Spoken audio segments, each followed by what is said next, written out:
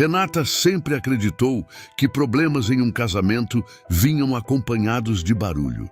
Discussões, portas batendo, palavras atravessadas. Era assim que ela imaginava o desgaste entre duas pessoas. Por isso, quando o silêncio começou a crescer dentro da casa, ela não percebeu imediatamente o perigo. No início, parecia até bom. Eduardo havia parado de discutir. Antes, qualquer coisa virava motivo.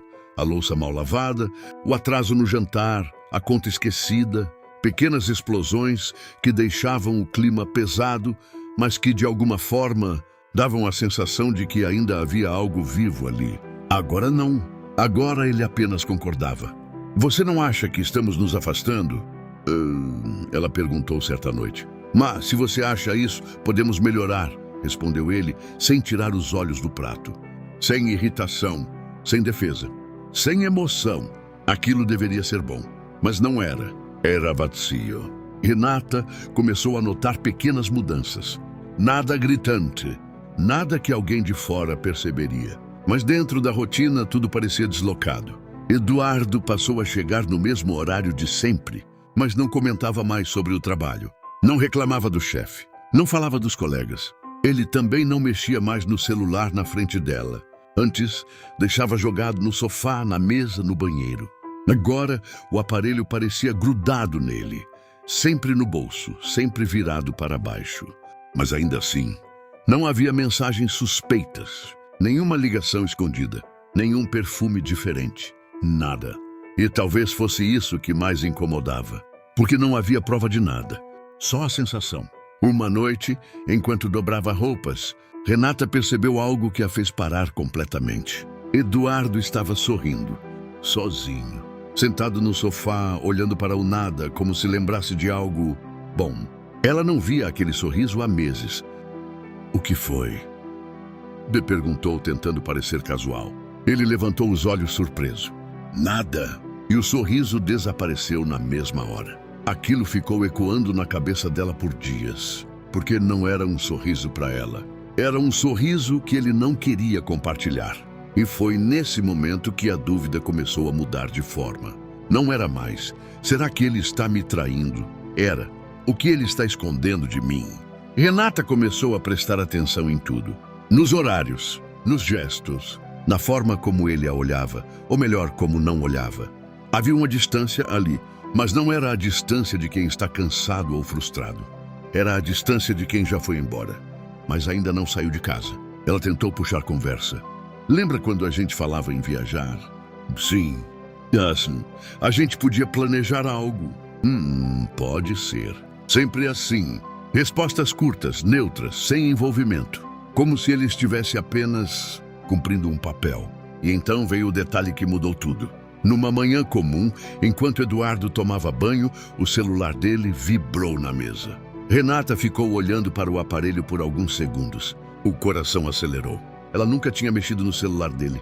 Nunca precisou. Mas naquele momento, parecia necessário. Ela pegou o telefone. A tela acendeu. Nenhuma mensagem suspeita. Nenhum nome estranho. Nada. Mas havia um lembrete. Simples, sem alarme, sem destaque. Apenas uma frase. Quinta-feira. Confirmar. Só isso. Confirmar o quê? Renata sentiu um frio estranho no estômago, porque aquilo não parecia algo casual. Parecia importante. Ela colocou o celular no lugar exatamente como estava e decidiu não perguntar. Pela primeira vez, ela escolheu observar em silêncio, porque alguma coisa dentro dela dizia que a verdade não viria em palavras. Viria em ações. Naquela quinta-feira, Eduardo saiu de casa como sempre. Beijou o rosto dela como sempre. Até mais tarde. Mas havia algo diferente. Ele demorou um segundo a mais antes de sair, como se pensasse em dizer algo e desistisse. Renata esperou 10 minutos. Depois pegou a bolsa e saiu. Ela nunca tinha seguido o marido. Nunca achou que seria esse tipo de pessoa. Mas agora, não se tratava de ciúme. Era algo mais profundo, algo mais frio. Eduardo não foi para o trabalho. Renata percebeu isso depois de alguns minutos. Ele fez um caminho completamente diferente. Parou em frente a um prédio antigo, discreto, quase escondido entre lojas fechadas. Não era hotel, não era escritório. Não parecia nada. Ele entrou. Renata ficou dentro do carro, com as mãos suando. O que ele estava fazendo ali? Minutos passaram, depois 1 hora, depois 2, e ele não saiu. Renata sentiu algo que nunca tinha sentido antes. Não era raiva, não era tristeza, era medo, porque aquilo não fazia sentido. E quando algo não faz sentido, geralmente é pior do que a gente imagina. Ela não teve coragem de entrar. Não naquele dia. Voltou para casa com a cabeça girando. Tentou agir normalmente quando Eduardo voltou. Seu dia foi tranquilo? Ela perguntou. Foi. Muito trabalho? Nem tanto. Ele mentiu. E não parecia nem um pouco incomodado com isso. Naquela noite, Renata quase não dormiu. Porque pela primeira vez, ela não achava que estava lidando com uma traição comum. Era outra coisa. Algo mais calculado. Mais silencioso. Mais perigoso. No dia seguinte, ela voltou ao prédio. Sozinha. Dessa vez entrou. O lugar era simples. Um corredor longo. Portas fechadas. Nenhuma identificação clara. No fundo, uma recepção vazia. Posso ajudar? Uma voz surgiu atrás dela. Renata se virou assustada. Uma mulher de meia idade, olhar firme. Eu estou procurando uma pessoa. Nome? Renata hesitou por um segundo. Eduardo. A mulher ficou em silêncio. Tempo demais. Aqui não tem ninguém com esse nome. Mentira. Renata sentiu. Tem certeza? Tenho. O olhar da mulher não era gentil. Era avaliador. Como se estivesse medindo até onde Renata sabia. E naquele momento Renata entendeu uma coisa. Ela não estava preparada para aquela resposta. Saiu dali com o coração disparado. Mas agora tinha certeza. Eduardo não estava apenas escondendo algo. Ele estava vivendo outra vida. E pior, com pessoas que sabiam mentir melhor do que ele. Naquela noite, ao olhar para o marido sentado na mesa, comendo em silêncio, Renata teve uma sensação perturbadora. Ela não conhecia mais aquele homem. E talvez nunca tivesse conhecido de verdade. Mas o pior pensamento veio logo depois. E se ele também não fosse a única pessoa mentindo naquela história? E se tudo aquilo fosse muito maior? Renata engoliu seco. Porque agora não era mais sobre descobrir uma traição. Era sobre descobrir em que tipo de história ela tinha se metido sem saber. Renata passou os dias seguintes fingindo que nada havia mudado. Mas tudo tinha. Cada palavra de Eduardo parecia ensaiada. Cada gesto calculado. Agora ela observava coisas que antes ignorava. Como o fato de ele nunca mais usar o computador pessoal perto dela. Ou como ele parecia sempre saber quando ela estava por perto, mesmo sem olhar. Era como se ele estivesse sempre atento, cauteloso, como alguém que não podia errar. Na segunda vez que ele saiu para o trabalho e foi ao prédio, Renata não ficou no carro. Ela entrou. Dessa vez preparada, caminhou direto pelo corredor, sem hesitar, sem parecer perdida. E percebeu algo importante. Uma das portas estava entreaberta. Ela se aproximou. Vozes, baixas, mas claras o suficiente.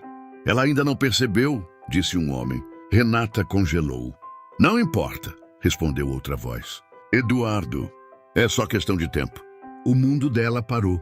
Você deveria ter contado, disse o outro homem. Não era necessário. Frio, sem emoção, como se estivesse falando de um problema qualquer. Não da própria esposa. Renata sentiu o estômago revirar. E quando ela descobrir? Não vai fazer diferença. Aquelas palavras foram como um golpe. Não vai fazer diferença. Ela levou a mão à boca para não fazer barulho. O contrato já está praticamente fechado, continuou Eduardo. Contrato? Depois disso, a gente resolve o resto. Resolve o resto. Renata recuou devagar. O coração batendo tão forte que parecia ecoar no corredor.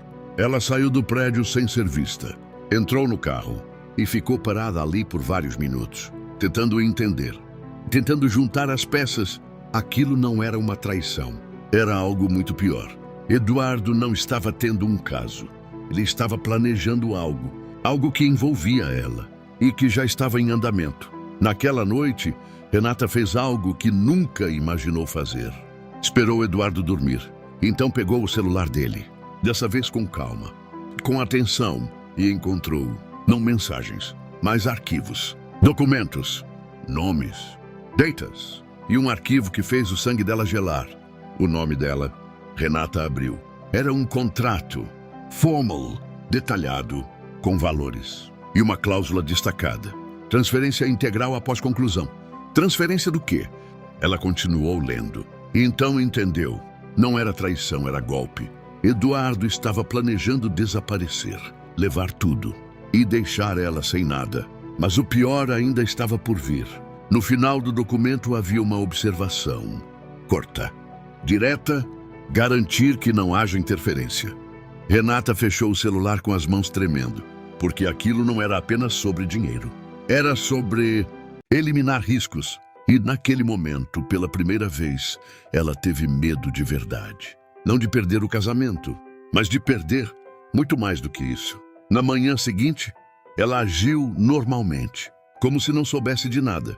Mas por dentro, já tinha tomado uma decisão. Se Eduardo estava jogando em silêncio, ela também jogaria. Mas melhor, mais fria, mais inteligente. Porque agora não era mais uma esposa desconfiada. Era alguém que precisava sobreviver. E enquanto Eduardo acreditava que tinha tudo sob controle, ele não fazia ideia de que Renata já estava um passo à frente, observando, esperando e pronta para virar o jogo no momento certo. Porque algumas traições não terminam com lágrimas, terminam com estratégias. E aquela história ainda estava longe de acabar.